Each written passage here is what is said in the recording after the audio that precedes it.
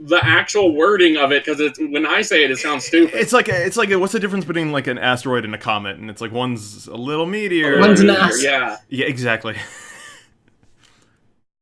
You ever seen a comet? Well, is it in me? Yeah, if you know what I mean. Also, Also, my it's like what you guys were against on Dragon Mark for Death. Like, what classes were you guys? Oh, we did all the classes. We did everything. Granted, so Dragon Mark for Death has received 2 substantial updates since we last played. We played like the launch, so Yep. it got balancing patches for the second update, which I tried myself, not very extensively, but it was still pretty bad. And then more recently, it got another very substantial looking update, and maybe they fixed stuff, maybe they didn't. The big problem with Dragon Mark for Death is it feels like it requires 4-player. Like, because I noticed that a lot of the mechanics bounce off each other. I mean, for exploration, you definitely need certain characters for certain things, but like for enemies, boss fights though, like my character, the Empress, is built for having a tank in front of her. Empress is actually the most well-rounded one, though, I thought. It has problems jumping over bosses. Oh, yeah, everybody except like for Witch and Shinobi have that. And Witch, you have to have a long setup for it. But you don't need to jump over a boss if you're the warrior, so... You do... Your shield takes a lot of dragon gauge, though. Like, you can't... can't... but if you have a Shinobi with you, then you never have to worry about it. That is the correct response. See, they kind of bounce off each other, and I think that they forgot to balance it so that you could play 3 players or 2 players. Also, I see what you've done there, Meteor. I haven't done anything, and I resent these accusations wholly. Go on, Pia. Well, they balanced it very much for 4 players in that all the characters play off each other a lot. And I like that and hate it, because 1, I don't have 4 players to play with, and 2, I like it because, well, then the characters feel, unique or... Like, I feel like if, for example, if you gave Empress a double jump, she could do everything. And if you gave Shinobi, I feel like can pretty much do everything. Yeah, Shinobi does everything. Yeah. Yeah, but he kind of dies if you're not good enough. I guess. Then really, again, you don't have to worry about spacing, so you can basically just lock on and then go to another state and attack the enemy still. So it's like so the thing closest. Yeah. I see you're online. That doesn't make any sense. Shall I get to the topics? Sure, why not? I hope you all enjoyed our preamble of Dragon Mark for Death. Dragon Mark for Death, which I like and they don't.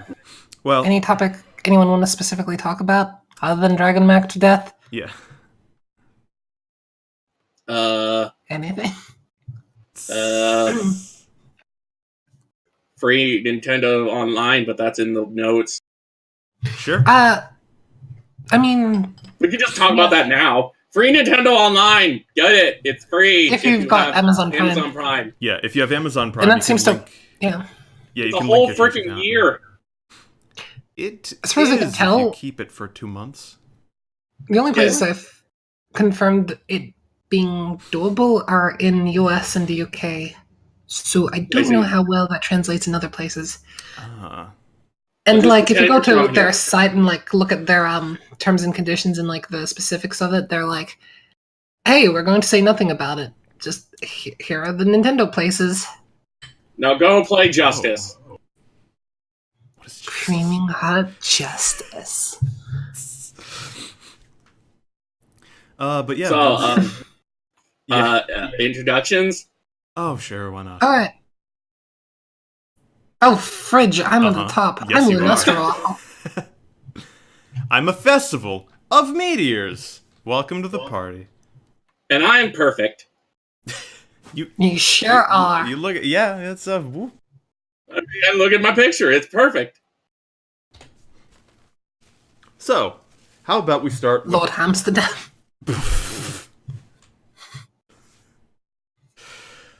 Let's start with the state of Sony's bullshit, right? Yeah, remember that? Sony did a state of play, and they're like, we're going to be as popular as Daddy Nintendo Direct. And it wasn't. It wasn't. What was the like to dislike ratio? I got a screen cap of it at the time. I kind of want to go see what the updated like to dislikes is. I feel like that they should have waited to do this until they had a good lineup. This is just What? No. It's basically They've got the VR greatest party. Yeah, do you have VR? Do you care about games that are kind of but they have VR? Then you've got to come on down to PlayStation. Didn't they sell like 4 million of them? Or something? now that they're making VR without like those sensors, like you could just plug it in and play. I may get VR, but yeah. Without those sensors? Yeah, they're all on the helmet now. Oh, the sensors. I thought my head was something had been censored, like nudity is censored, and I'm like, I didn't realize there was a censorship scandal with PSVR, and never mind. Well, you see, people have been playing naked. People have been playing naked and streaming it, and that's censorship. And that's censorship. The act of me getting naked and then streaming it is censorship. Yes, we're censoring your clothes. Some clothes are indecent. We know that for a fact. Only real solution, get rid of them. Just take them all off. But yeah, they showed off like a ton of VR games. They showed off some others. There was like Crash Team Racing. There was Crash Team Racing is gonna get like the classic not sprited, those blocking polygon models. Yeah. The Crash Team Racing is the most interesting thing. It's an edgy move. List. Like the fact that they're release date, that's good. Other than that, I see No Man's Sky in VR. Woo! Oh god, Yeah. No Man's Sky. Now I can really feel like I'm clipping through the ground at 3 miles an hour. I heard that they're making it better, and they're still developing, so I'm okay with them existing. What do you guys think of Ready Set Heroes? I don't know what it is. Bland. Oh, I mean, I kind of like the concept of it, in that you've got two people running the same dungeon, and at the end you face off against each other. Mm-hmm. I see. But the thing that kind of made me go, is around the time they went, oh, well, the team that gets to throw it first, it gets more stronger. And it's like, oh, but is that a good thing? Well, then it feels like the exploration aspect of a dungeon kind of feels pointless. Yeah. Maybe They could have rewarded exploration instead of speedrunning in that sense. Like, or at they this could have point, rewarded both. Like, I think that it's going to buff people with skill rather than people who, don't have it. It feels a bit odd in the way they presented it. And they already have skill, so it kind of just doubles. Really, I think they should have rewarded like a small buff for the person that gets there first, but everything else is found in the dungeon, like Battle Royale style, kind of.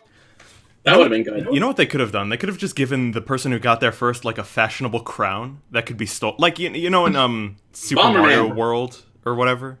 The Bomberman had a crown where if you the winner of the last round had a golden Bomberman for a while. There you go. Honestly, just something cheesy like that, because people will fight over that. As cheesy as it is, like if you can knock the crown off somebody else, like I don't know, that's a real reward. Make that has the crown no like gameplay. a weapon that you can throw at people. No. That would, that would work, but just like a fucking box, make a box, but it goes on someone's head and it's a crown. So like you throw boxes at each other. Throw boxes on the. You've lost me there, but. Just basically the crown is a weighted object that you can throw at each other, and it's not like a weapon or anything. It's just like, haha, I have the crown. I'm going to throw it at you. Yeah. But yeah, Ready Set Heroes, I would probably give a chance if I had a PS4 that was up to date, but I don't. I would have to look at it like, a video, and I don't care enough to, so. I saw a rabbit do what looked like a Fortnite dance, so I mean, that screams quality right there. You sound like an old person. That's a Fortnite dance? Is this also a Fortnite dance? Everything is a Fortnite dance. What's that you got in your hands? Is that a Game Boy? It's a Switch, Grandpa. We call it the Carlton, thank you. Hey. Okay. Blood Truth and Gritty Gun Shooties. Yep. I have no recollection recollection of this. I don't care. Blood and Truth, it's super bland. I only remember it because I had to write the notes for this part. It's you have a gun and you're in first person and you're like pew pew pew, and the bad guys are like oh, and then there's like cinematics where they're like hey we're quirky. Pew pew over there. Is this the one where they tried to be quirky? Was it Blood and Truth or was it something else? Rapid Fire, which also looks to be a VR shooter. I don't know. What? No, Rapid Fire. I mean that note. Sorry about that. That's not a game. They okay. went. They went You put a rapid note- fire Yo. through a You huge put a amount. dash on it, so I thought it was a new set. No, you It grabbed it is. through a whole fistful of generic looking VR titles. Yeah. Yeah. One of which was Trover Saves the Universe. What's that? It's that Well, you know Justin Rick and Morty? Moreland thing. It's like Rick and Morty, but with aliens. It's basically exactly like literally- Rick and Morty. It's the exact same dynamic. It's like the with same action, characters. and it I comes out would've on the looked up on 31st. these, like I would have watched this direct thing, but I have nothing to say about VR titles. So basically, I thought I'll just say have them, go, this is what it actually is, and I'll be like, I don't. Yeah, it's basically Rick and Morty, but aliens, and the gameplay consists of you in a VR helmet holding a controller, controlling somebody else. I mean, you don't have to use VR. They've got both modes. You can do it without VR, or you can do it with. Oh, is I that true? wish that they would do that with the Rick and Morty game. I'm sure I can hack they it to did. work, with a mouse and keyboard with a Rick and Morty game, but I can't. So Devolver Digital made an actual game suggestion showing Suggestion. suggestion, yes, observation. It's not VR, Right. so right. this isn't Metal Wolf Chaos, so I don't care. Yeah, it's about, so there's this lady, right, and she's in a helmet, and the game is like, wow, look how spooky it is. We can cut the camera a bunch of times and make things look spooky. That's a flickering light. Are you scared yet? I bet your pants are so peed. And I'm like, yeah, you bet they are, but what's the gimmick? And they're like, well, you don't play as the lady in the helmet, because that would be dumb. You play as the space station. I'm like, I don't know what that means. And the trailer was like, and I was like, well, good, I don't know what that means, and that's how it ended. So it's basically kind of like that game for PS2 where you have Lifeline, where you had to talk to the girl over a microphone, except for it's not microphone control. Night Trap? No, Lifeline. It's called. Okay. Basically, it didn't work. But so no one remembers it. Hey, you but Pikachu. Yes, I know. It's kind of like Hey You Pikachu, except for the lady was sassy, very sassy about and going, What do you mean? And then you'd be like, I mean this, and then. You'd be like, she'd be like, you don't have an American accent? I don't understand you. Anyway, Morgan observation. play it. It was great. Observation comes out on May 21st, and no one cares. I don't know what it is, so I can't care. Five Nights at Freddy's VR. Why hasn't this Awesome. already been a thing? I mean, I just feel like it should have been. I mean, I guess it's because the guy doesn't exactly seem like he'd be able to do VR by himself, or a VR Maybe. game. But then again, I I'm think sure he it's could really just just be other like, people hey, coming up with him. company, take my IP. Do it. I think that's exactly what's happened. Yeah, so he just realized he could do that, and that's why it's a thing. Mm-hmm. So yeah, I hope you Five Nights at Freddy's fans enjoy it, because I'm not one of you. Seems pretty concrete. Like a genie! Like a concrete comes out in fall 2019. Okay, I have what's no this idea about? what this is either. Oh, it's basically a Wait. game about a lonely kid who gets bullied, and instead of beating up his Oh, right, bullies... that. Yeah. Oh, I remember He this. He draws gets on the the- walls. He Like a gets Is this one of vandal. those metaphor He games? becomes a vandal. A So is this one of schizophrenic. those metaphor games where, he draws on the wall and it comes to life in his mind, so you get to play through that. Mm-hmm. Yes, but also no. I was hoping, I actually heard about this game, and I was hoping it was you actually start murdering the kids and stuff. I was like, that would be awesome. You turn into a monster. No, Peel, no. please. The end, it's all going to be resolved with the power of friendship. Yes. I You gotta have a feeling send the he's going kiddies to a get good one message. friend at the end. And drugs. Reminds me of Papo and Yo, that one game where you, I think it was Papo and Yo, where your dad was a drunk, so you think of him as a monster. That was a good game, except for it was boring. Yeah, well, you just don't appreciate fine arts. Mm. No, I don't. I appreciate no arts. Piotr, it's subversive. Oh, the days gone by. On Speaking of days April gone, 26th. That was the smoothest sled I've ever seen. April So 26th, days I gone. remember something about this, but I don't remember what. Is it So- just another It's a zombie. Do you like zombies? Do you like guns? zombies. Do you like over-the-shoulder being pull triggering? Then Days Gone might just be for you. That's what it is. Well, No. if you don't have a grappling hook, I don't care about a zombie game anymore. Ever since I played Dying Light. Dead Rising doesn't have a grappling hook. You saying you don't care about Dead Rising? I'm saying new ones, not old ones. Mm-hmm. Fair enough. Maybe. If a new Dead Rising came out, it would need a grappling hook. Pio, would you really want a Dead Rising 5 after 4? Yes. Yeah, I do, actually. Oh. They're definitely not going to give it to the same studio, so at the very least. I mean, look at Devil May Cry. After Devil May Cry 2, do you really want a Devil May Cry 3? Yes, and it was great. It really was, too. Yeah. But yeah, like, if Devil May Cry, or if Dead Rising 4 had been a massive success, I would have said, no, absolutely, I do not want another Dead Rising ever. But it flopped crazy hard, so they're obviously going to do something different with it now. The studio is kaput. It's no more. They actually just dissolved the whole thing. So, like, even if they wanted to, they couldn't make the same thing over again. So, yeah. The next game's protagonist is called Hank East.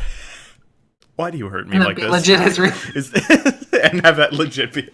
And he meets Frank West. It's just Frank with like blonde hair, and that's it. And he wields a nail with baseball bats attached to it.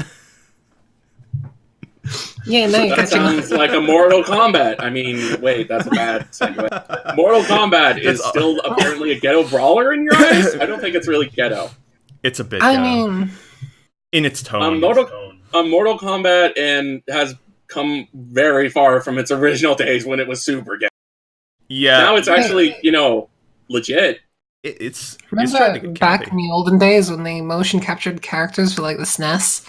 And like it was really dodgy and all the gameplay was trash. Yeah. Yes. This is giving me the same vibes. It really is. That's but sad. like they're also being a lot more campy with it. Like there's at one point in the trailer where somebody knocks the glasses off of what looks like Vanilla Ice, like an older Vanilla Ice. He just knocks the big wrapper glasses off his face, and he just turns around, smirks, pulled an identical pair out from like inside his vest and puts it on, and just fucking like, and it was so seamless too. Like there was no pause. It was just like smack, pull, on. And it's like, motherfucker. Like I can at least appreciate the camp. But apparently the Mortal Kombat ever since 9 series has been legit, like as far as balance goes and stuff like that. So, more power to them. Keep doing the campy stuff. Mortal Kombat 9, more like Mario Kart 9. Why isn't that a thing yet? I don't think it'll be a thing this generation at all. Mortal Kart 9. 9! I don't want Mario Kart 9! It's going to probably be called Mario Kart Ultimate and have 7.5 frames of input lag. But yeah, Mortal Kombat's story is really dumb. If you ever want to laugh, just like try to watch it. It's like, oh, this is getting dumber and dumber, and it's kind of a.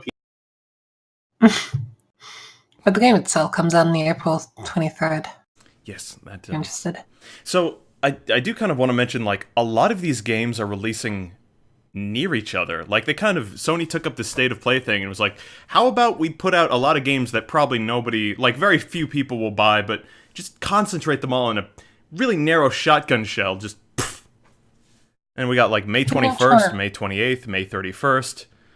There's one out in June, but then there's April 23rd, and then there's another April 26th. Like these are 3 days apart from each other. They're really just kind of injecting it straight into us. Injecting some games. Someone will buy it. I'm sure they will. I'm sure that artsy fartsies will be like, oh, this Concrete Genie game just, yes. I understand your meaning, game. Yeah, we had a segue. Oh, go ahead. It was working. No, this is fine. This is fine. I still need to shake my fist a little bit. But I just wanted to talk about artsy fartsy games. Oh. Who just cares? delist my comment. It's on the topic of Sony and delisting. I'm sorry, my mic wigged out. Where was I? Delisting my comments because they are so bad. So Sony Computer Entertainment will delist Drive Club VR, and Drive Club Bikes from the PlayStation Store on August 31st, 2019. And online servers for the game will be shut down on March 31st, 2020. Yep. So they will cease selling Drive Club VR and Drive Club bikes because there's significant online stuff. They said amounts of online gameplay. yeah, I mean, a game can be played online, but there is an all offline three. component. Like it's, I feel like they would have done better to just adjust the store listing and the price of the games and kind of let people buy it for the offline component on its own. Because I can understand if they don't want to leave a game up that's like 90% online features and then you pay full price for it, or whatever price it is, and then you get it and you're suddenly like, oh, well, it turns out 80 to 90% of this game I can't play. Obviously, that's I not something own you can multiple do Steam games like that. Yeah, well, Steam is Steam. And they shouldn't be doing it either. In a lot of cases, it's not a case of like pulling it down because of online not working. A lot of the times with the games, it's more like licensing issues and licensing quirks going on. Mm-hmm. So I don't know. I found it a bit odd that they would do that with their games. Well, yeah. I'm not going to miss these games. I hate to see games, gone for good. Peel. Those delicious leather seats, they're so realistic. They are? I mean, that's all I got from back when Drive Club was announced back in the day. See. Absolutely. It's These in leather VR. seats are so realistic. You can practically I actually smell don't the like You leather really leather. feel the seats, car. You can taste the Honestly, leather I through don't your like leather anus. seats. But yeah, I mean, I'm They're sure. going to retire that game, just like... Retire. Cause hooray! I get it. Okay, everybody go home. That wasn't the joke, but still. Damn it. Good job, Pio. You made 2 jokes. They're going to retire the game, just like Cause Hooray. Hooray! Yes. He's retiring for really reals this time. Really reals. Come on, real guys. Come on, for real. I'm quitting. So, 509 US quitting. That's where you may know him from. Because that was an amazing presentation back in the day. what is that? Cause Hooray is the one who's like 599 US dollars. It's Ridge Racer. Oh, Ridge Racer. Oh, yes. Okay, I do understand now. So I feel like he saw Reggie quitting and being like, if I quit too, then people will be sad I'm gone, and then no one cared. Oh. I mean, he's not being replaced by Bowser, so... From EA. Doug Bowser. I love how mundane his first name is, too. My name is Bartholomew. Chuck Bartholomew. So who's this guy being replaced by? He already got replaced. He got replaced by weren't he and somebody else switching their roles within the company? No, I think that was like a US thing. Specifically. Yeah, I think you're actually right there. $5.99. $5.99. $5.99. And I paid that $5.99, and I don't regret it. Oh. Yeah, I got the backwards compatible PS3, so Did it break? No, actually, it didn't break until someone repairing it broke it. I wonder how could that be. It was not repairing so much as rejiggering it to make it run cooler, and then it broke. So yeah, I'm getting a replacement though. So all good. That's a shame. Oh, hey everyone. So not much to say on Gearbox. Gearbox. Gearbox. Lots of announcements. Tell us about those announcements. We Happy Few DLC. We Happy Few is getting DLC. I mean, We Happy Few looked like a really awesome game back in the day, back when they announced it. Still pretty good In concept. It is. People didn't really. Bombed. It bombed mostly because the early access, it wasn't. They released an early access that wasn't story driven, so they're like, everybody's like, oh, I thought this was going to be a story driven game, and it was. It's just they released early access as without the story, so you wouldn't be spoiled. No. I don't think people were fond of it, even with the full release, though. I mean, when it came out to reviewers. Things. Yeah. I'm going to wait until the DLC is all done, so. Okay. As I do with everything. Either of you played Bulletstorm before? No, Nope. but I keep meaning to. I don't even know what It's it kind is. of amusing. It It's is a a game. first-person shooter. Where you kick people a lot. Yeah, and it tries to sell itself into humor. And so it's coming to Switch. With the Duke of This Switch summer. Edition. Yes. Because you can play as Duke Nukem.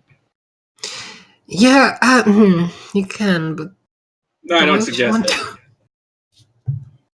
The Duke story is Nukem has exactly the same, except for Duke just basically goes, I'm not supposed to be here. Oh. Okay. Like, they didn't re-record the lines for everyone else, so Duke just kind of plays off everyone else. Huh. Pathologic 2 is coming out. I'm happy for that. I got it backed and ready to go. Of course, I forgot my backer password, so hopefully they remember my email. So what's the game about, Piero? It's about you go to this like crazy village of plague, and you're like a doctor or one of 3 doctors. They're only going to release one at a time because they thought that they'd want to get the game quicker rather than make you wait for the 3 characters. So it's like you can play it now, and then later you can play the DLC of the next character and the next character. So basically, you go there and everybody's batshit quackers. And you have to make sure that you don't get the plague by avoiding areas that are, infested with the plague. And you have to figure out the cult things, because there's cult things.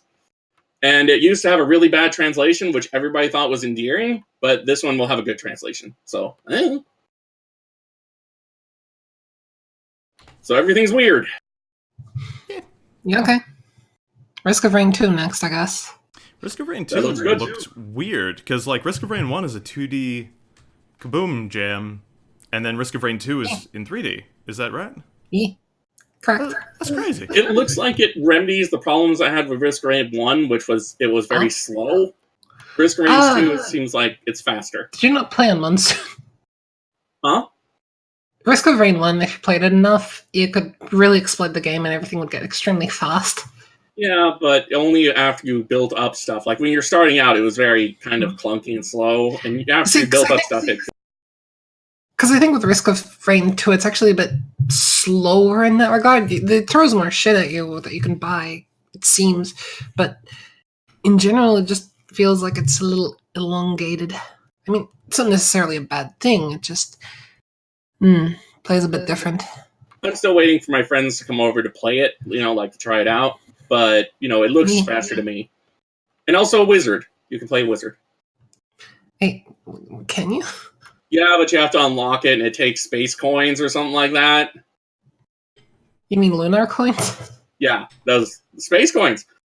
Luna coins. Waffle coins? Yes. But you need 11 of them. Because you have to buy your way into the store with one of them. I mean, you don't need to, apparently. But anyway. I read that you have to buy your way into the store to unlock the character with Luna coins by paying $1. Luna coins. Whatever. I give up. Borderlands. Yeah, Borderlands Game of the Year is coming April 3rd for PlayStation 4, Xbox One, and Steam. People who own the original Borderlands game on Steam will get a free upgrade to it. Regardless of if they have the DLC or not, they'll also get the DLC, apparently. Also, it's 4-player split screen on consoles, and it's got the 4K texture packs. Oh my god, I don't own it. Wow. I own Borderlands 2 and the pre-sequel, but not 1. See, I like 1 kind of the best because I don't have to sit around for the dialogue to complete, and 2 and the pre-sequel. I didn't like Borderlands 1 because whenever you leveled up, it just felt like a stat boost. Like, you didn't get any new skills, you just got, like, a more crit on this. It made it so you could build towards, using the skills you already had, but it also felt like I wasn't getting anything new other than more numbers.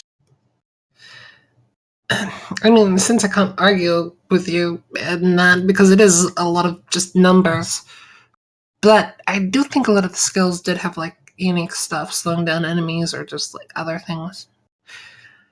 Well, compared to Borderlands 2, which, like, you can get a buttload of new skill types and stuff. Like, when you're set on fire, you can, do more damage for the Psycho. Oh, well, okay. Psycho. Didn't Brick have something like that as well? Oh. Anyway, never played Brick.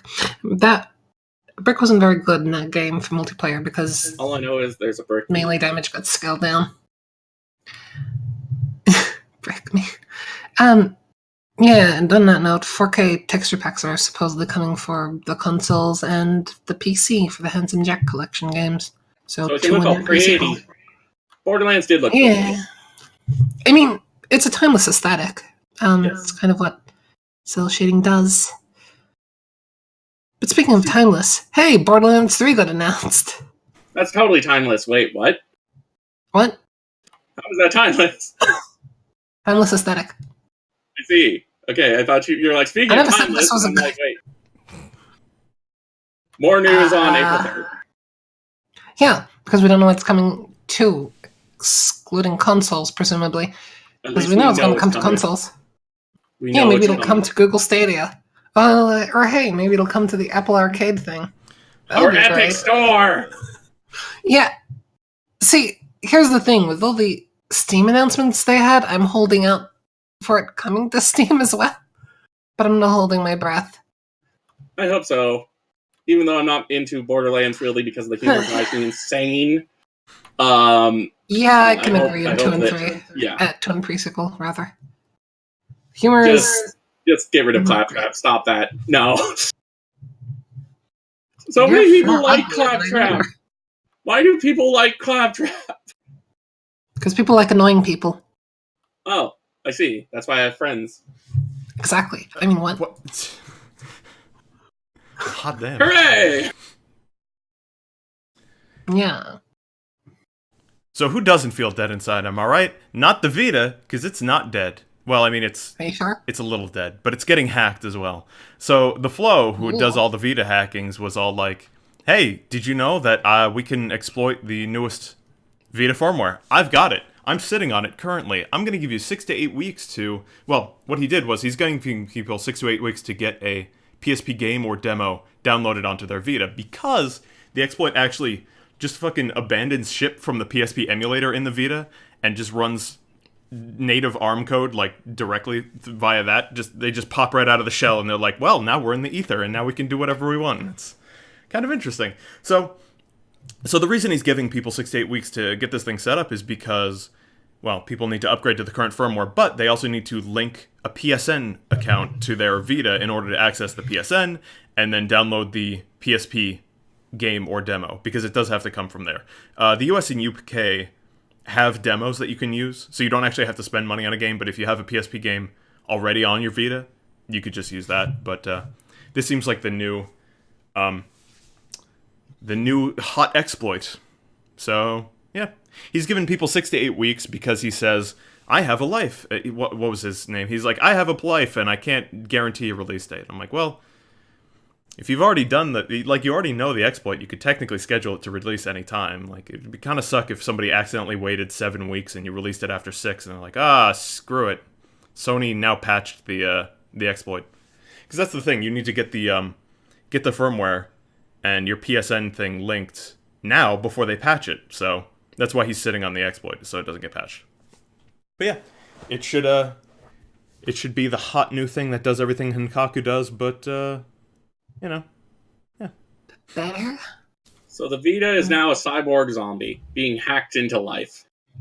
Yeah, I mean, Vita literally means life. And was it Latin? Portuguese, I'm sure. But yeah. So. But in Japan, you can buy a cardboard box to store your Vita! Not only can you buy a cardboard box to store the Vita, you've got cardboard boxes for your cardboard. So you know how Nintendo was like, people love cardboard, right? They'll never get cardboard with cardboard. So we'll sell them cardboard. Right. Cardboard that you have to build yourself. Yeah, well, that's the fun, B.O. That's the magic fun. of it. Big air quotes. And storage solution fun of building your own cardboard box. Mm-hmm. You also have to they're build out of these cardboard. boxes. You gotta build them yourself. You build a box to store the box you built out of the other stuff that you bought. It's called the Nintendo Labo Okatsuki. Okatsuki. Okatazuke. Okatsuki. Okatazuke. Forgot. Labo. You know, I actually mispronounced these on purpose, Okatazuke. right? I mispronounced these on purpose just to piss you guys off. Okatazuke. Box. And But yeah, patent pending. OC, do not steal. It's gonna hit Japan April of this year. I wonder So if it's gonna come They're to like America. cardboard. that'll never get old, except when it biodegrades. Oh. Careful not to live in a moist climate. Oops. All pudding. I mean, after one of the Labo kids being a bird that you shove your head into, the ass of, Now I'm just I feel like imagining, this is fitting. like, some kid 10 years later, like, digging through his closet. Like, he lives somewhere south where it's very humid, digging through his closet, and he's like, oh, I remember this, the Nintendo Labo. He just pulls out an old cardboard box, opens it up, pulls out a moldy bird ass, and shoves it in his face. And then It's just like, the good old days when games smelled like rotting fish. Why would it smell like fish? I don't know. Maybe Why fish? Why? maybe he kept fish in the box too. The birds got to eat, right? Boxes don't smell like fish. Meteor, you don't stuff fish in cardboard. Damn it, Meteor. Oh, I was with you until the fish part. I was with you until the fish. I was with you until I was like, when games used to smell like, and then you go rotting fish, and I'm like, what? Yeah, exactly. You don't remember back in the day when input lag was on every game, everything had motion blur, and everything smelled like rotting tuna? Just like a real bad tilapia? Oh man, those were the days. Mm-mm. They were so hard back then. All that fish smell. Yeah, no. The real trouble of Mega Man wasn't the input lag. It was the fish! Yeah, those fish! It wasn't birds in Castlevania, it was fish! Speaking of things that are rotten, so, you know how Sega likes to license their licenses, I suppose, to create retro console clones to at games?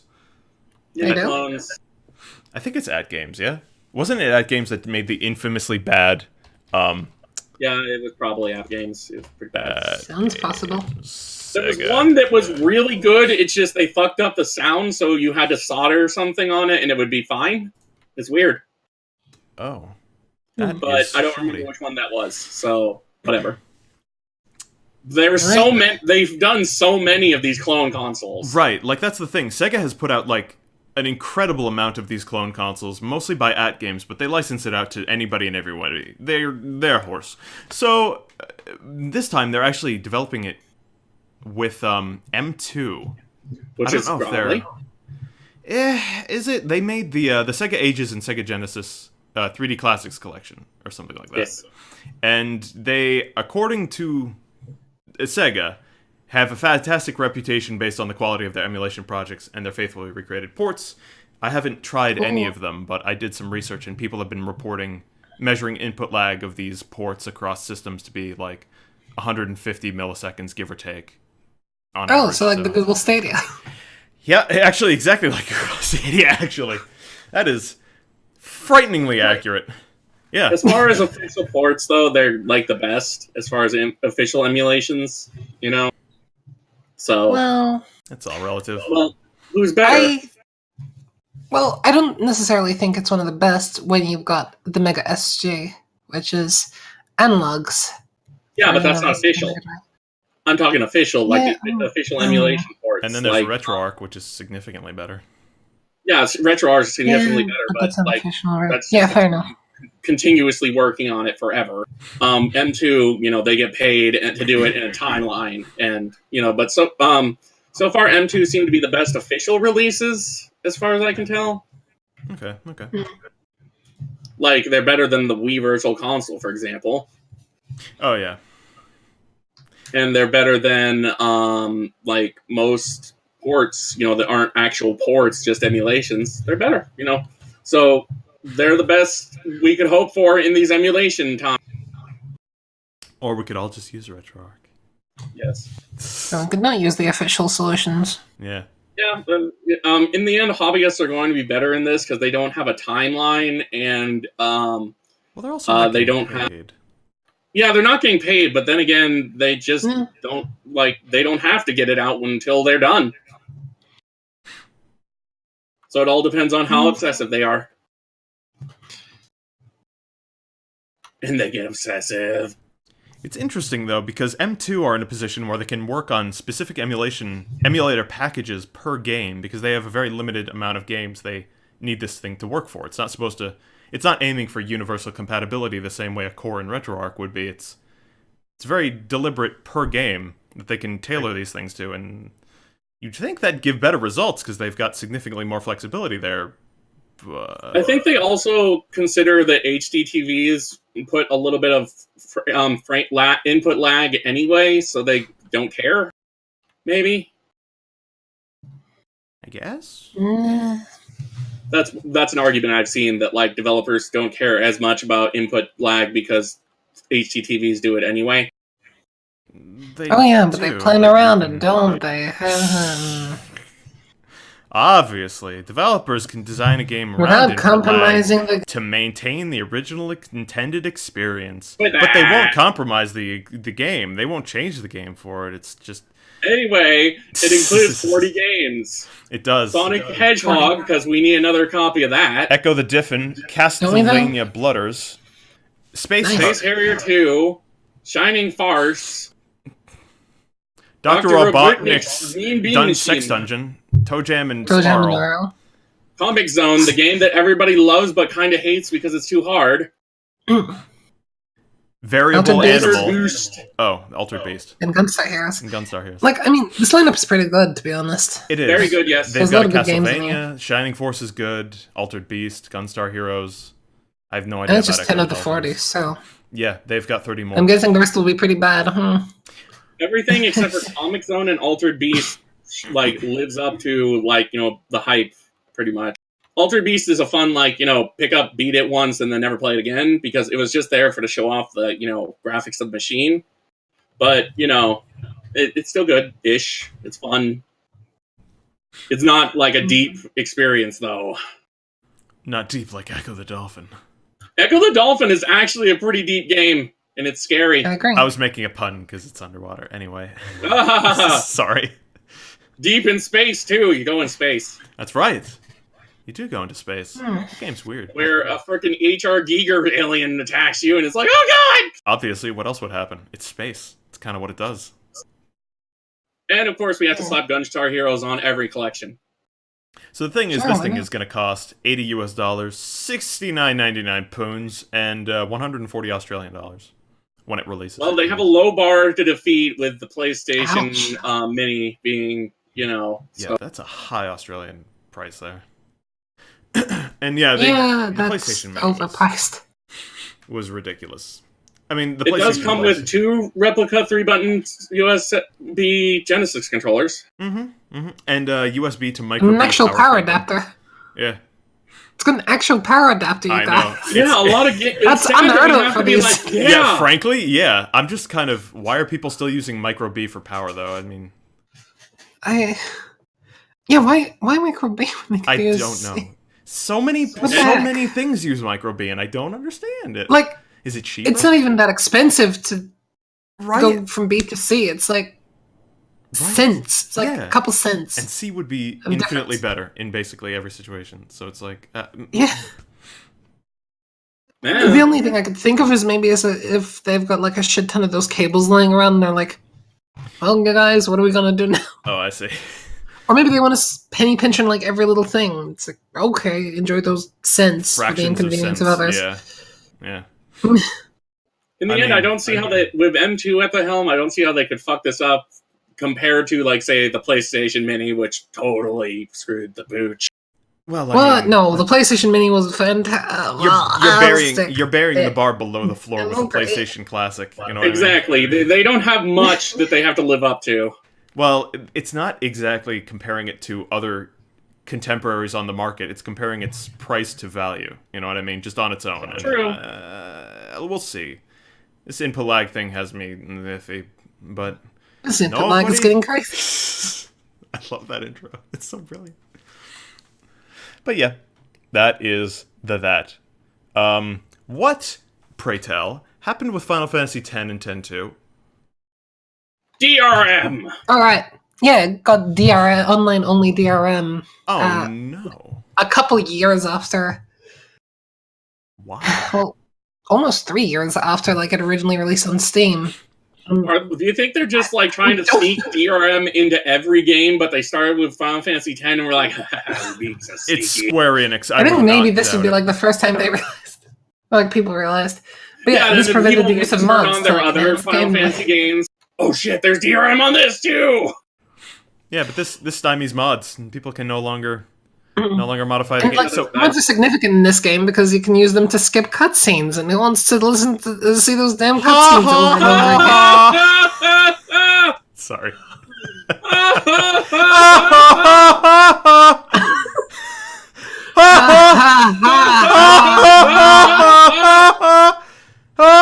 I don't know how that ends, so I'm not going to go anymore. I don't know how it ends either. I just listened to it on a 10-hour loop, that's all.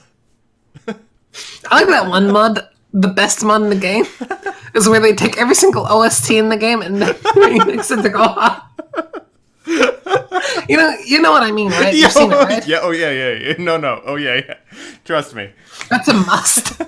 I wonder if the Japanese version is just as awkward. Like, because apparently it's like faithful, but I'm feeling it's less awkward. I don't know why. So you're telling me if I go to Japan and laugh like that, they're gonna be like, oh, yes. I think probably. But yeah, they took it. They undid it. They undid it. They removed they undid the patch. Oh, whoops! This was a mistake. Oopsie poopsie. Oops! It was a mistake. Clearly, we accidentally it was testing added the waters, this, and then the waters, Yeah. fought back. The waters fought back. I dipped my toe in the water, and the water bit me. Yes. That's how it goes. Yeah. Not much more to report on that, but it's something you should watch out for in your other Square Enix games. Yeah, because it happened recently. They added it on March 7th of this year, after it released on 13th of May 2016, and then they undid it like 3 days ago, on the 27th. And you literally cannot accidentally DRM. Yeah, that's ridiculous. Oops, we accidentally DRM. We accidentally put money into putting DRM into this game. Oops, all de novo. Oopsie. I don't know if it's not like you just put it in a box in real life, and be like, oops, we accidentally put it in the box. No, it's like you have to code things on here. Oops, I accidentally tripped with my knife into your heart. How did that happen? That's alright. Shot through the heart. Luna's to blame. I mean, I usually am. Speaking of things that I am to blame for. You know that Nipponichi Software mystery game that we talked about last week? Yeah, we're getting Coven and Labyrinth. The wardrobe game, I guess. So which is a dungeon crawler. Nice. Yeah, a classic dungeon crawler. The main character is a young girl who carries around your soul in a lantern because your soul is actually in a lantern. Nothing like a young girl carrying around a guy in a book. It reminds me of Lollipop Chainsaw. And the main character is a young lady, an old lady who sends puppets into the dungeons, I'm assuming the units you make, and her granddaughter who likes cats. Yeah. So how does the gameplay go? Is it just very, very by-the-books dungeon crawler?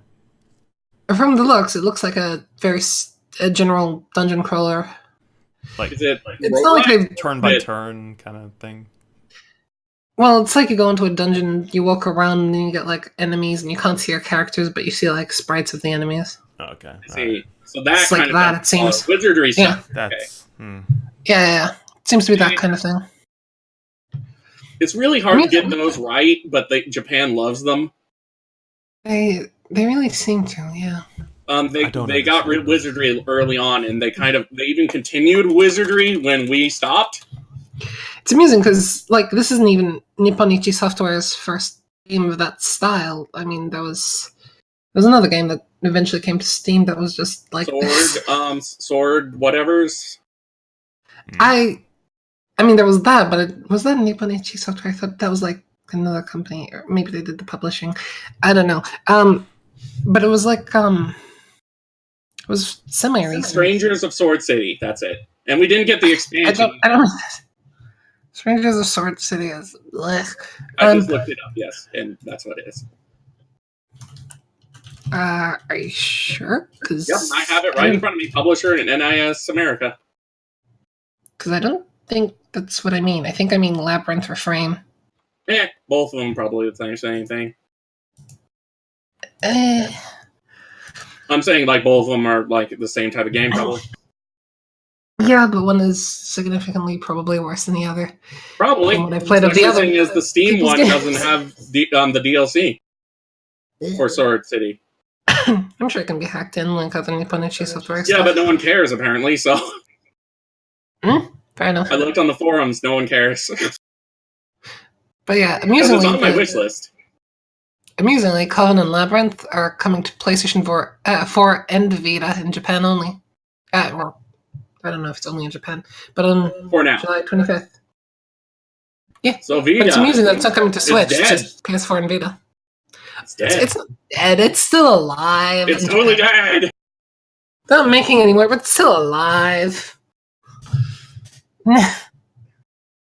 And speaking of things that are alive, Project Sakura Wars. So Sakura Wars is still alive. Sakura Wars is a game that I very much respect, but don't want anything to do with. Yeah, fair enough.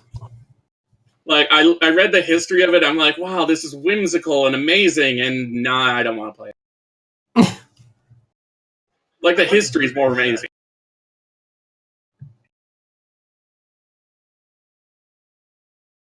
Both. Like, they had stage plays going until only a few years ago. It was that popular. Yet, for some reason, it wasn't making money? I don't know. But, yeah, like, Sakura Wars is one of those multimedia blitzes of a game series. So it was very whimsical in how everybody, like, the fandom treated it. So if you're interested in something that was like a phenomenon in Japan, grab the few releases that came in America. I think the remake of the first one came in America. Because they were we want to bring this to America. Let's start with the original. The only one I remember coming over here was the Wii one. To be honest. But yeah, this one is supposedly set in a romanticized 1940s Japan. And it is coming westward. So. It's also set that where World War II never happened, I'm pretty sure. They wish.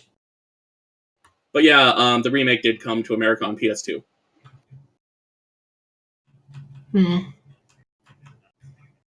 Nope. But it's a very romanticized thing. Yeah. So if you're a weeb, buy it. Seems like a weeb thing. It's super weeby. Like, it's celebrating Japan very much. If you're like a weeb that likes old school stuff. Like back in time shit. Yeah. So speaking of other Sega-related news, amusingly, Sega and the Olympic Games announced 4 games for the Olympics. Who knew? And they've got one that's the official video game. They've got a Mario and Sonic Olympics Tokyo 2020 for the Switch. They've got an arcade edition, and then there's an iOS game coming. I heard that the Mario and Sonic Olympic games were decent, but mostly ruined by waggle controls. And don't worry, waggle controls are back. No! I was like, they don't have waggle controls in the newest one, but I forgot Switch does have waggle controls, kind of. Waggly does. No.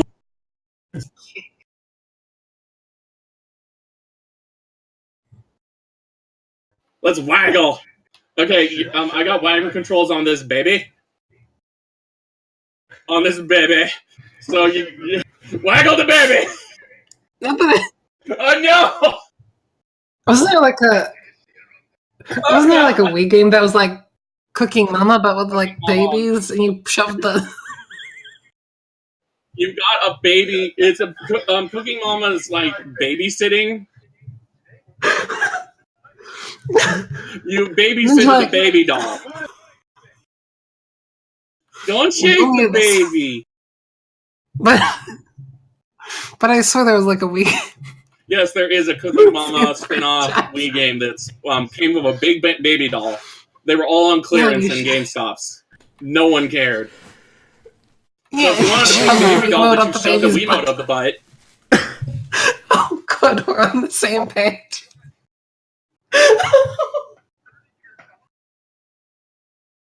Let's never say that again. Let's never say insert your dongle into the baby. Oh, God. But anyway, that has nothing to do with Sega Olympic Games. Where one of them looks like an extremely generic game, then there's Mario and Sonic Olympic Games, which is, looks like it has potential but never does. Like, it never lives up to it. Because they're just Mario Party mini games, but not as good. Right. Like, except for you do get to see Waluigi do synchronized swimming. And Eggman do the ribbon dance. Oh my. Yeah, Eggman is very whimsical and graceful. He's very graceful. I imagine so. And now, the routine of Dr. Eggman. It does! It is there! It is in the game. You should see a video. Also, iOS and Android game, I don't... It's amazing that for the iOS and Android games, instead of Mario and Sonic, it's just Sonic at the Olympic Games. Mario don't want anything to do with that shit. The Sonic at the Olympic... Mario's like, I got my own iOS game. Because, it's even amusing that they've got an arcade game that's Mario and Sonic at the Olympic Games, and then it's just Sonic at the Olympic Games. It's Android. I really wish the iOS game was just, titled, Sonic sits alone and eats oatmeal coldly. It's just like... Sonic watches the Olympic Games on TV and sheds one tear. Do we have anything else to mention about Sonic and the Olympic Games? Because I don't think any of us have played them. No, I'm good. Yeah, I haven't. I'm good. Meteor, have you played Sonic and the Olympic Games? Oh, have I? I'm the biggest fan of Sonic, especially when he's at the Olympic... I haven't played any of them. Okay, this one could be good if they don't put Waggles. Okay, go on. So Yakuza wants to changes. Exactly. Go on. For the upcoming PS4 title, they want to make changes to the formula that makes the game feel like basically an online game going from version 1.0 to 2.0.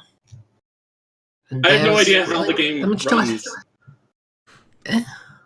Like the Yakuza Online, I don't know how that game plays. I thought it was a card game or something. I don't know. What is it? I don't think this is for an online game. This is just for their next single player, I think. Oh, yeah, the one with the new guy. Okay. They just want to change the formula drastically. So, what does that entail? Is it just that they wanted to... No idea. So they really didn't elaborate. They just said they wanted to be more like an online game.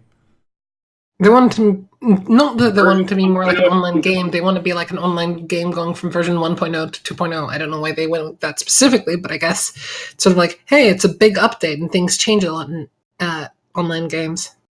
Maybe. Okay. Between versions. Interesting. I'm not really sure what to make of that.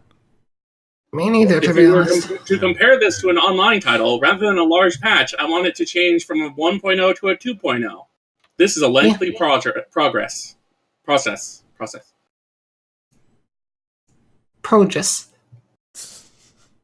I barely even know. It's the perfect time to do it since they're going from to a new protagonist. So, Kiryu has retired. Different perspective, different things. Yep, and they're going to have sidekick girl. I don't know. They're kind of tight-lipped on exactly what's going on. We only have things like, they're casting a sidekick girl, and the main character is in Yakuza Online. Yeah, And want to take the Kiryu next is topic? being added to Yakuza Online as part of a series of stories that reenact the first Yakuza's plot. I don't think he wants to take the next topic. I'm just, sure? Yoko Taro retires from the idol industry after his one smash hit appearance. Read it again. Yoko retired. There we are. Thank you. But anyway, he says that basically he added nothing to the show except for his beautiful singing voice, which caused his throat to hurt. So, and he thinks that the HMD was uncomfortable, so he decided, I don't want to. Also, he outs his friend as saying that his friend put him in there undercover to try to get the other idols fired. And then he wanted to create an idol group, like an anti-Square Enix idol group, which would actually just be a martial arts group. I don't know, Yoko Taro's weird. I love him. What a precious soul. I don't know how Square Enix keeps him around, but... Really? Why does Square Enix basically is the fathering his precious little baby franchise, you know, the Nier is like, here, we'll give you a platform and publish it. And they're like, here, we'll give you platinum games and make all these deals happen for you. Here, we'll give you t-shirts. And he's like, thank you. Fuck Square Enix. Yeah, Automata. Yeah, Automata t-shirt. Fuck Square Enix. Revealed that he had a hidden mission given by producer Yosuke Saito during the stream to create a reason to get the two virtual idols fired. And while they didn't reveal that they were fired or not, the three of them brought up the possibility of creating a rival group called Gem Company Dark. Except Gem Company Dark is a martial arts organization and not an idol group. That's the quote. How does one become a part of Gem Company Dark? That's what I want to know. Well, you see, you have to be part, like, exiled from the first Gem Company. Oh, okay. So how do I get in the Gem Company and then piss them off? That's the you have to go join Square Enix and then become a virtual idol. All right, I'll do it. Yeah, let's do this. But yeah, he thought that only talent he brought to it was singing, and it hurt his vocal cords, so he decided to quit. I need to find video of this. I swear to God. Speaking of just throwing in the towel, or rather throwing the towel in with the enemy, Dauntless. Oh. Does anyone know Dauntless? Dauntless. Yes. Oh yeah, that crappy Monster Hunter clone. Correct. The one with all of the motion easing. Yeah, it's coming out of beta soon-ish. It's been in open beta for under a year, since May 2018. It's been in closed beta for a long while. It's going to launch on consoles. It's going to come out of beta, launch on consoles, and it's going to launch on PC, but they're abandoning their proprietary launcher, which they had previously, and they've signed a deal with Epic Games to be exclusive. Yeah. So that's a fun time. I mean, they weren't going to come to anyone else anyway, so I mean, why not? Why not? What is a bit absurd is how they're like, oh, well, this is going to boost our player base 3 times by going on the Epic Games Store. So, okay. I don't think that's going to work out for you very well. In their defense, I think they were including all the console players in that when they said they were going to expand their user base. I think. In that case, sure, why not? Yeah. That I would played make this more game sense. a week before Monster Hunter World came out, and I was like, if Monster Hunter World turns out to be shit, this would be okay, I guess. Then Monster Hunter World was the greatest thing ever. And then I was like, I'm never playing this. Yep. And then Monster Hunter World came out and just blew everyone's socks off, and we're like, everyone's socks off, but Hell's Malice, GBA temp user. He doesn't like a lot of good things, and he likes a lot of bad things. Well, let's not bitch about our coworkers. I'm not. Only Dauntless was, throwing Monster Hunter World size. That's what he said. If only Dauntless was Monster Hunter World size. Like, all right, okay. But sadly for him, Dauntless sucks. So. Yeah, it's not very no, good. it's the greatest. It's the best. Cellular, modular, interactive way. I feel like if Monster Hunter just stayed the way it was, though, Dauntless could have been a competitor, but Monster Hunter just kind of leaped and bound ahead of the pack. And was like, we ate your lunch. Yeah, I think Monster Hunter would have definitely been more fun, but I definitely would have seen Dauntless attracting some audience that were put off by the original Monster Hunter. Like that could Yeah, have been and the case. it had a lot of ease of use features that were then added to, of course, Monster Hunter World. Yeah. And it also has a different setting and different weapon setups. So it wasn't just copying Monster Hunter on the weapon setups like some games did. So at least you would have had a different experience. But now it's just an inferior experience. More or less, yeah. But yeah, that'll be coming out. So it's interesting, though, because they put out a statement, like, saying, who was it? It was Andy Burt, the PR manager from Phoenix Labs, the developers of Dauntless, who said, Epic's been an amazing partner for us for a long time. Their vision for keeping players connected really aligned with what we wanted to do. And I guess they're going to be helping, because what they want to do is create an infrastructure that has cross-platform play between all the consoles and PC, like, seamlessly. And I guess Epic has promised to help them do that, perhaps. They're giving them some manner of aid that they wouldn't get with Valve. But more than that, Burt said that with Epic, they would have more control over their game than they would with Valve, which is interesting, because I didn't really realize... That's a bit sus. Right, like, what does Valve do that restricts anything? Like, what exactly... Like, they're very loose. Yeah, Valve wants your $100 and they're like, alright, fine, you can play on our street. And that's it. As far as I know. So I'm not sure really how to interpret that we'll have more control over our product. Maybe control over promoting it? I don't know. That is something that I would have been like... A year ago, I would have been like, oh, they're adding titties, but Valve is okay with that now, so... Are they, though? Because, like, it's give or take. Sometimes they're like, oh, hey, this is fine. Sometimes they're like, oh, these anime titties no good. Because, like, they have, actually... What? They've been very flip-floppy. They have. Very much so. Yeah, yep. And that makes us all sad. Well. But yeah, it officially comes out in April, so look forward to Dauntless if that's your... If you want to... If you don't have a good enough PC for Monster Hunter World, go for Dauntless. Dauntless isn't really that well optimized either, last I played of it. So, like... I don't know. It's optimized a hell of a lot since the closed beta. Guess what it doesn't have that Monster Hunter World has? Unlocked frame rates. My problem with Dauntless they removed that because it was... Yeah. When I played it, it didn't have all the moves in. Game logic. Oh, boy. Hey. When I played Dauntless, it didn't have all the combos in, so everything, like, ended wonkily, and I was like, oh, this is fun. Yeah. I can't finish my combo because there isn't a finished combo. Maybe you should have finished that first, Dauntless. What? No, gameplay comes second. Let's just create a blob first. And then I shot a flare, and it was pointless. And then I shot a flare, and it was pointless. The end. The end. A wild PSP Vita prototype appears. Yeah, so a PS Vita prototype showed up in the wild, and it very much looks like a PSP Go. Remember that thing that slid out and it had all the keys underneath on the second layer? Yeah, that thing was awesome. It looked neat. What happened there? Pia, what have you done? Did I do that shit? How did you do that? That's amazing. All right, thank you. I don't think I did that, did I? You did. Crap. Fantastic. The notes went crazy. Nobody can see that, but don't worry about it. Quiet you. But here, let me see if I can get a picture. Instead of me describing it to them like I am reading from a storybook. Let me open this up and have this get going. Well, hello, children. Once upon a time, there was a nice PlayStation Vita prototype.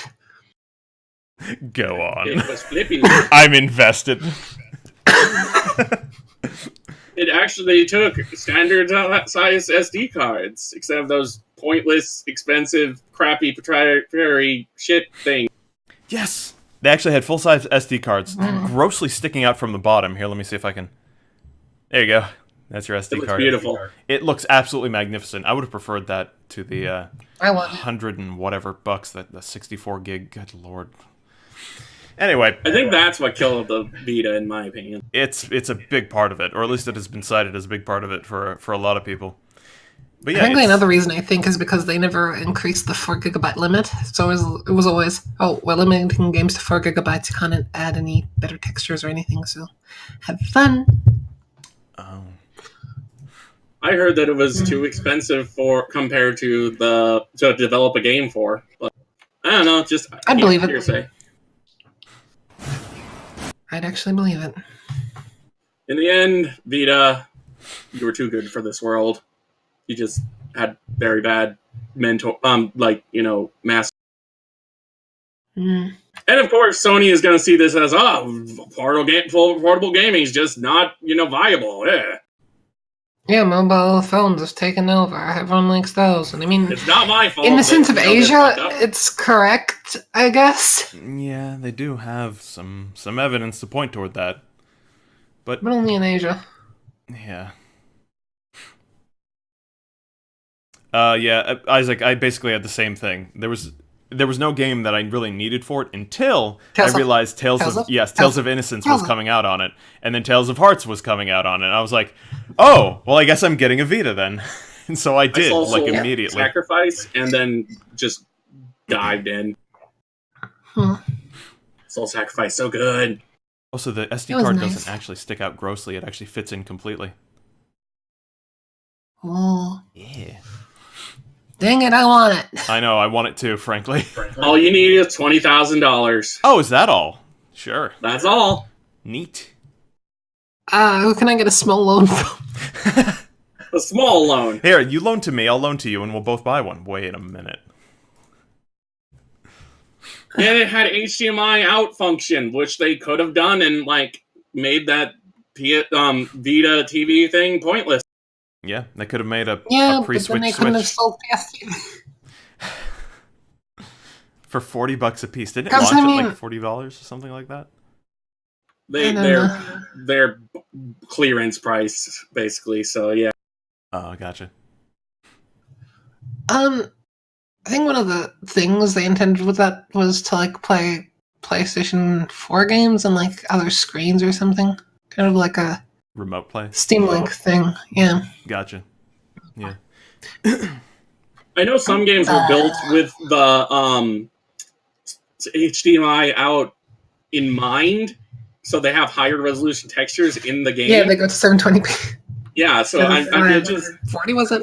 So it was a very late decision to remove HDMI out, and a stupid one.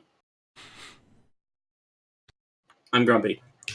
And to think, it could have been like the PSP, where you could just get a cable and play it on the TV. That's only for the second. That was neat. Run. The second and third, yeah. Yeah. And then wasn't there a European 1000K or something like that? That I have no idea. It was like a really cheap PSP that was like, oh man, PSP like Go. a really budget model. PSP Go. No, not the PSP Go. went. There was like something that was even more budget than that, because the PSP Go was actually freaking fantastic for what it was. True. Yes. But I swear there was like a really cheap PSP that came out as well. I wouldn't know because I bought a Monster Hunter Treasure PSP. Yeah. PSP. Yeah. So, Wall Street Journal swears there's an enhanced Switch in a budget model coming out. They swear it, dang dabbit. I mean, it's not like the other times they said it. This time it's for realsy reals. Oh, because it's a Wall Street Journal. One version will be an enhanced thing that'll target avid gamers, although it won't be as powerful as the Sony PlayStation 4 Pro or the Xbox One X, which really doesn't say much because there was no way that's ever going to happen. They basically said, yeah, it won't be a NASA computer. It's like, oh, okay, great, thanks. It won't bake you brownies in the middle of the night. It's like, okay, thank you. But yeah. And the other version is a cheaper option for casuals. Cheaper, more durable, kind of kid-proofing. I don't know where they're getting this information It's the 2DS, from. I guess. Yeah, it's the 2DS of Switch. Switches, yeah. Yeah.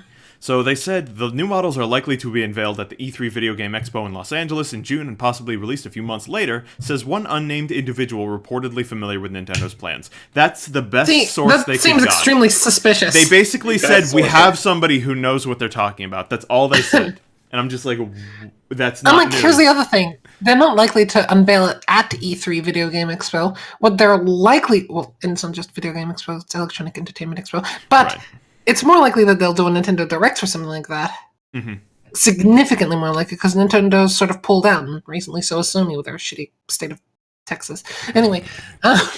State of Texas. Sony's Chari. United States of Smash. We want to be like that them there Nintendo Direct. So we're gonna get some guns? Yeah.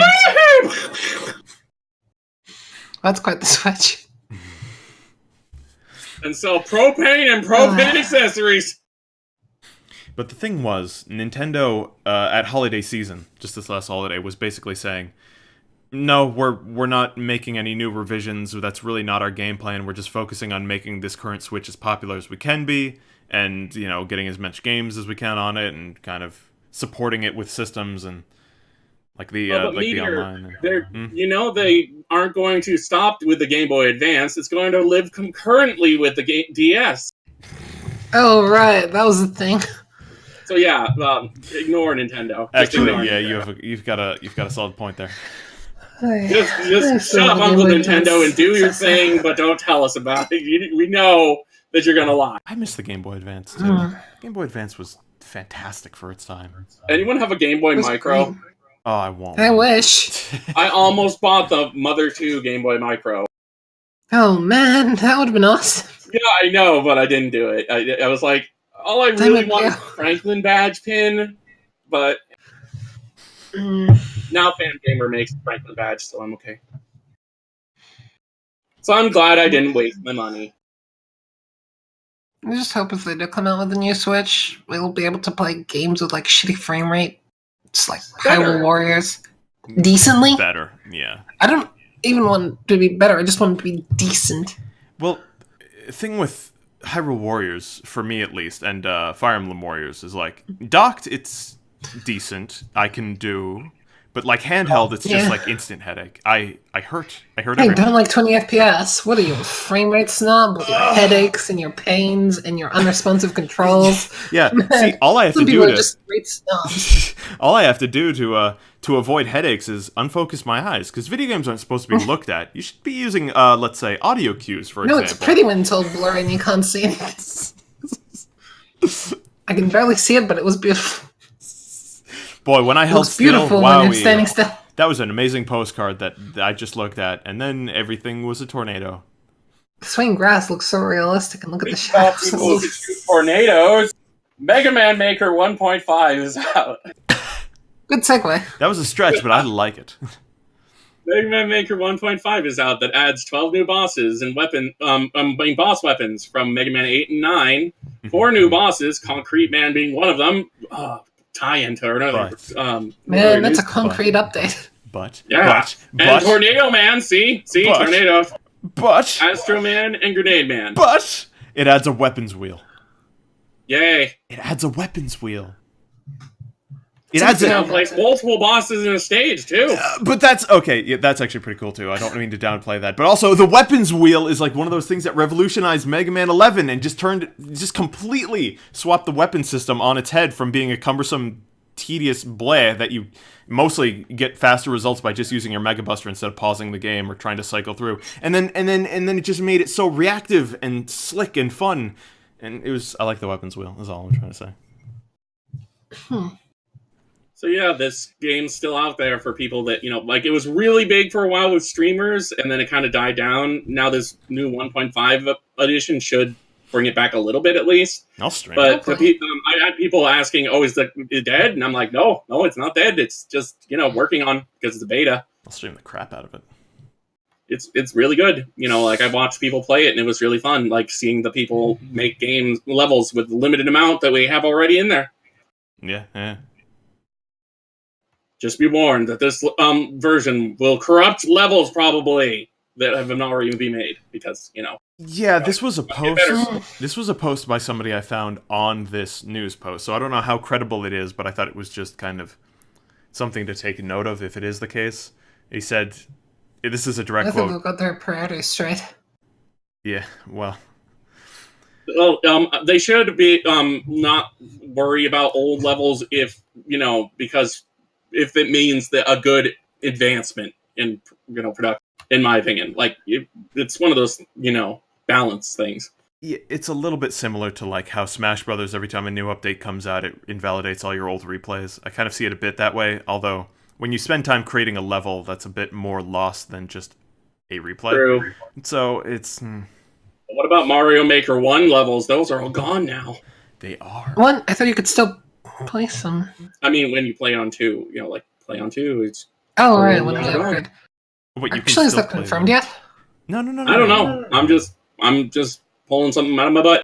There were some glitches in early versions of Mario Maker that allowed you to upload that don't work levels. anymore.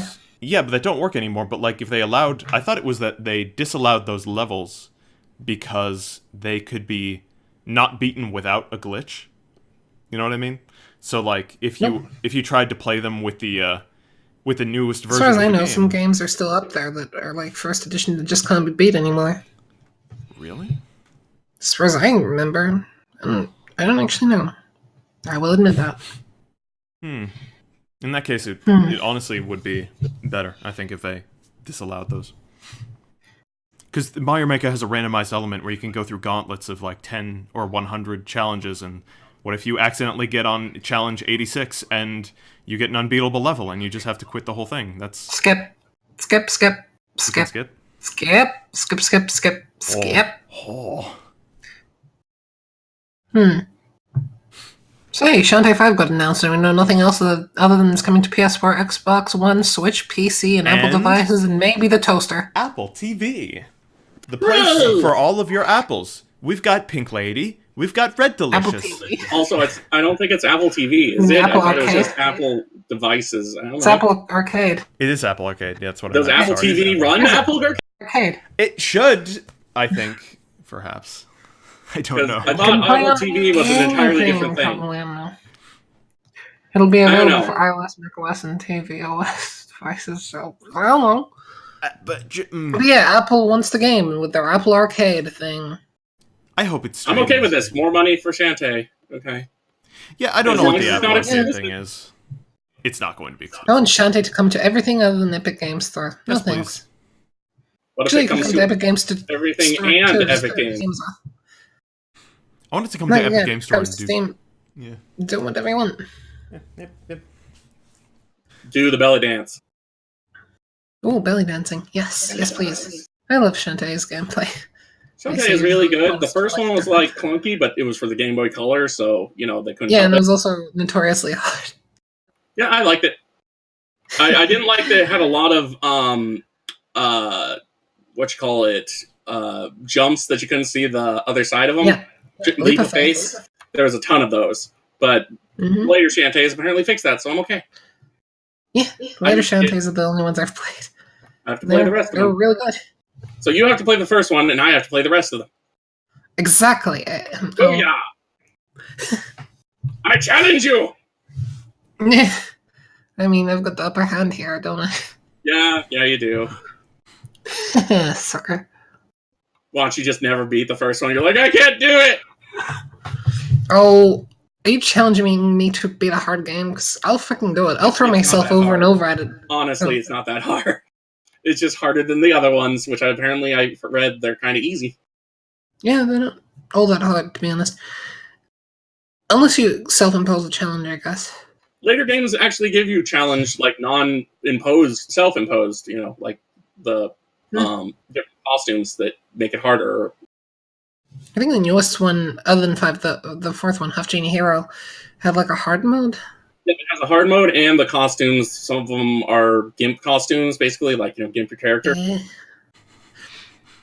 I mean, it can't be as bad as the played hard through- mode in Cave Story. That made me put down that game. oh, Cave Story. Eh. I'm like the only one who doesn't like that I game. wanted to like that game. Oh, never Kindred mind. Spirit! I wanted to like it. I really did. I didn't want to like it, but I was like, I'm going to have to like this for people to like me, because everyone I won't like shut the up whole- about it. I like the whole freaking... What do you call that guy? A lunchbox? Oh yeah, Yes. the Kool-Aid Man impersonator. I think it's him. That was the highlight of the game for me.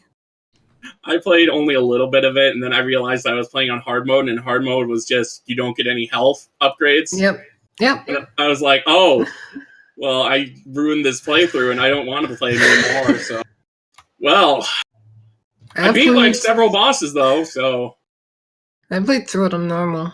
I didn't really like it all that much. Not my thing.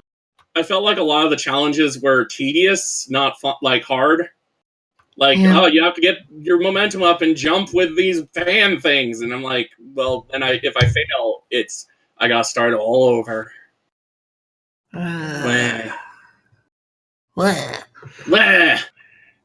But anyway, Apple wants your games on a subscription service. Yeah, because everyone likes subscription services for games. Everyone's doing it. EA, freaking But Video, you can play it Microsoft. online. And everyone loves Yeah. it. Yeah. They'll have over 100 new and exclusive games, including original releases from people that I can't pronounce their names and will write. Yeah, so Sakaguchi, Hironobu Sakaguchi, the Final Fantasy creator, is apparently on board with Apple TV somehow. And I this mean, Apple. unpronounceable Ken Wong? I think you pronounced it wrong. Oh no! And then this crazy foreign guy, Will Wright. I don't even know. I already mentioned Will Wright. Oh, okay. Sorry. Wiru Raito. Wiru Raito. Will Wright retired.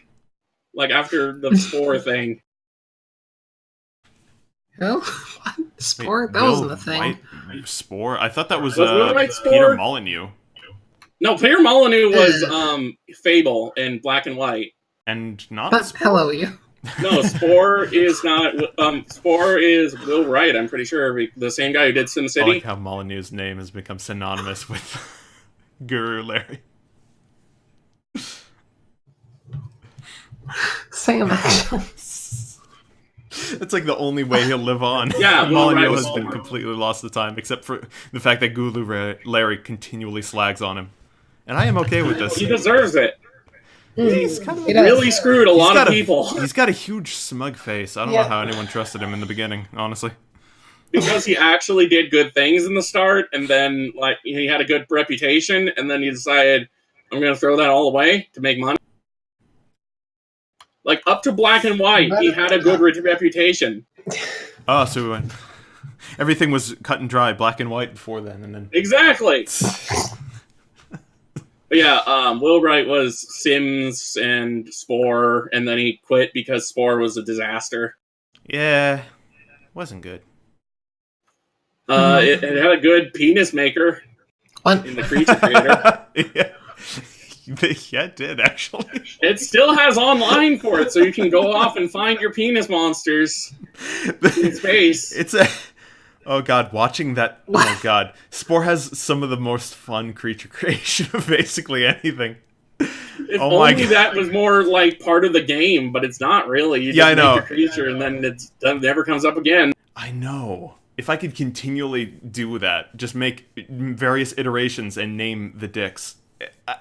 Name the dick. Name the dicks. It would be the best game. So that his last creation was Spore, and now he's gonna make a game for Apple, I guess. Seems that way. I thought he retired. Seems that way. Well, now he's back. Back again. Guess who's back? Tell your friends. Guess Well, who's I'm back? glad. Guess who's back?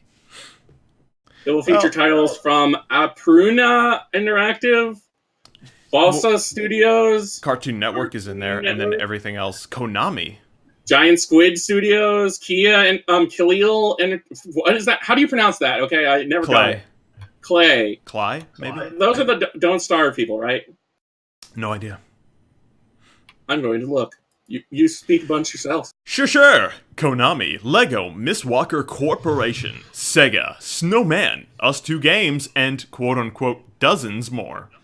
Yeah, They it's Don't actually- Starve. Oh, dry. They actually put the word dozens in quotes twice, so I don't know if they have like less than 12 or more than 12 And they dozens. yeah, Quote. like they make it very vague. We have dozens more. But yeah, I like Clay games because they actually they seem like they just want to work on Don't Starve. They're like they make a new game and they're like, we want to go back to Don't Starve. Oh, I guess they just don't want to starve. Exactly. They just want to make sure people don't starve.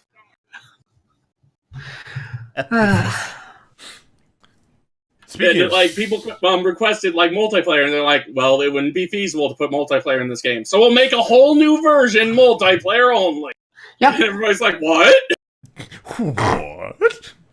Like a dozen, I've seen requests for multiplayers be like, indie devs go, "Oh no, we can't do that because we'd have to remake the entire game." And then Clea just was like, "Yeah, we'll remake the entire game." Yep. Wow. Speaking of making an entire new game, Monolith Soft trying to get more people on board for The Legend of Zelda. The next Legend of Zelda, I assume, because they apparently worked a bit for on some of the world design on Skyward Sword, which I was a bit surprised at, honestly. And then they did a lot for Breath of the Wild, which I was not at all surprised at, because that very much has Monolith Soft written all across the hills and valleys, just in every corner. So.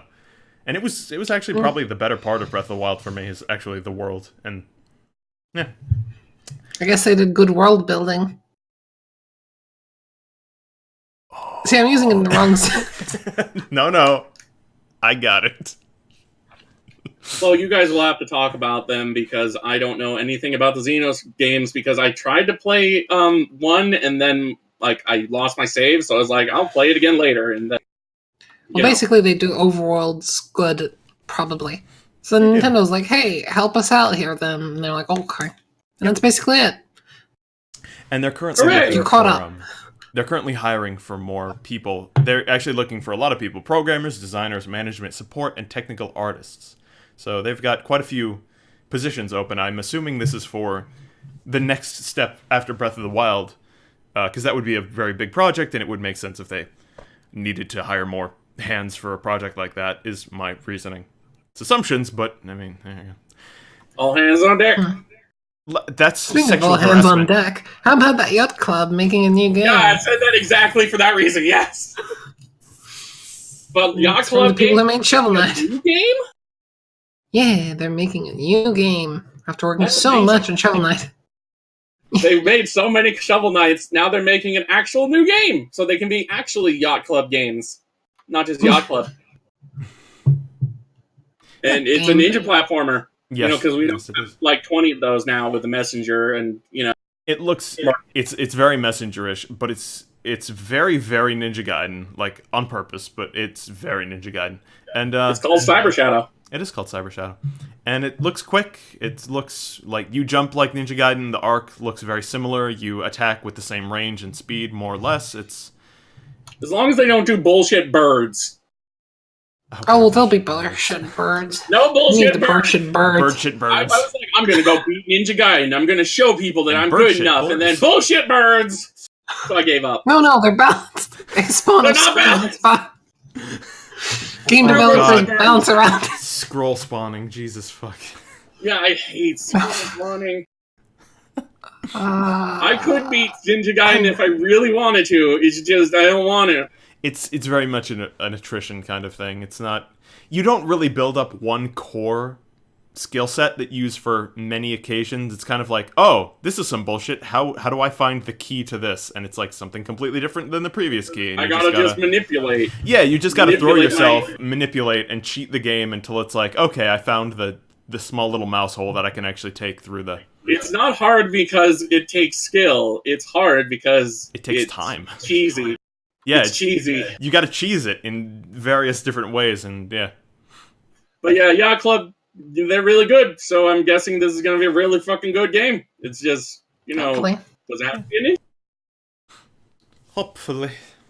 You have We'll so have to many wait ninja and see. games. I mean, No release date, but it will be $14.99 because Yacht Club are super nice on pricing. they're so good. They really are. Make it an amiibo, maybe. Because for some reason they have the magical ability to do that. What, make amiibos? Yes, they're like the only third party to make amiibos. Dark Souls. Dark Souls, true. I forgot all about. I forgot about it because I was never be able to see it in stores. It was always sold out. Yeah. Technically, how about the Solid Snake amiibo? Or any of the third-party characters in Smash Ultimate? That's technically a Smash amiibo, so it's made by the first parties. It's kind of different. Okay, fine. Yeah. The third-party amiibos are made in a different, factory too, so they're a little bit different. Like Shovel Knight's not as high quality as the other amiibos, but it's still good. Fair enough. That's marvelous. So hey, it is quite marvelous. Speaking of marvelous, it's going to lend its IP to Tencent to make a Story of Seasons, also formerly known as Harvest Moon, mobile game. When I read this, it'll I thought still probably be better than Harvest Moon games. When I read this, I read 50 Cent, and I was like, "Oh my god, what?" Marvelous and 50 Cent. Yeah. I would have been so happy if it was actually 50 Cent. Story of Blood on the Sands. Go on with the real news. Man, basically the reason why it's probably going to be better than the recent Harvest Moon mobile game is because basically Marvelous used to do the Harvest Moon games, but the name Harvest Moon was like a trademark for the publisher, so they get to keep it. And so when Marvelous left after getting big enough, they're like, oh, well, I guess we'll make our own Harvest Moon games now without those people who made it. And they made some really terrible mobile games. So, I mean... Minecraft, but Harvest Moon. But this is kind of exciting, because Story of Seasons games, or rather the original Harvest Moons as they were, are actually really good, still. Yeah, they are. But Tencent, PL, why? Why would they do this to us? Well, if I take what everyone else is saying, Harvest Moon doesn't matter anyway because we have that one game. Yeah, no, the other one. What do you mean, Stardew Valley? Yeah, we have Stardew Valley. So why do you care about Harvest Moon? Because I've played through Stardew Valley so many times, and I've gone through everything, and I need mods, and still never enough, and I'm bored. And also, Japan has a different way of doing things, like plot-wise, so it's very different. Like, the feeling of a Harvest Moon game is different. Yeah. They do have different tones and all that. But every time I bring up Harvest Moon, people yell at me and say, play Stardew Valley. Yeah, Stardew Valley is a bit soulless in some ways, but also kind of cool in other ways. I don't know. They had good ideas, but fun. I haven't been able to put aside the time. Oh yeah, I can. It's quite the time waster. It is very long and time-consuming, in that you're not going to want to put it down. Guess not. Yeah. Speaking of things you probably won't want to put down, hey, how about that Platinum co-developed with Cygames, Grand Blue Fantasy Reelinks? We still have no idea what the hell's going on there. Nope. We know that Platinum Games is like, hey, we did all our work and their contract's expired, bye-bye. And then... Maybe? I mean, we don't know if they Cygames is like, oh, well, I guess our development slowed down after that, but we've got the development systems and more people. Yay, woo. Yeah. And they've got their Osaka team kind of picking things up. It's like, we're having... It kind of made it seem like they were having some trouble after Platinum left, and Platinum never said, we finished all our work. What they said is, our contract is done, more or less. Which could mean we finished all our work, or it could also mean we got so fed up with these people that we terminated our contract early. We don't know. You don't usually hear stuff like that from the industry, as far as I can tell, so it's sort of like a... It's weird. In either situation, like, if things were going smoothly and the contract ended normally, we wouldn't have heard about it. If things ended terribly, we also probably wouldn't have heard about it. So, like, why are we hearing about it, and what does it mean? We still don't know. But... development is continuing, and they are optimistic, quote-unquote, about the game's final release. Hopefully it ends up being a good game. Hopefully. I do hope so. Since we don't know much about the game itself, let's talk about Grand Blue Fantasy in general. Is that, like... I've seen it being super popular, but I don't see anything about the games or the series or anything. Is it an anime? It's more of a Japan thing. I think it's a mobile thing. Mobile game. Oh. Yeah, mobile game. Cygames does the mobile games, including the one they did with Nintendo, Dragalia Lost. So. Oh. Yeah. But Grand Blue Fantasy is super popular, and I'm not sure, like, why. They seem Japan, to have Asia. from Final Fantasy. Like Asia is really, really high on mobile games, especially Japan. Well, especially China, I should say, because China is really just booming with people being all like, "Oh, hey, we've got our mobiles all the time. Let's play the games." Yeah. People who kind But of yeah, it's apparently seeping into like all other media like anime, manga, and now games.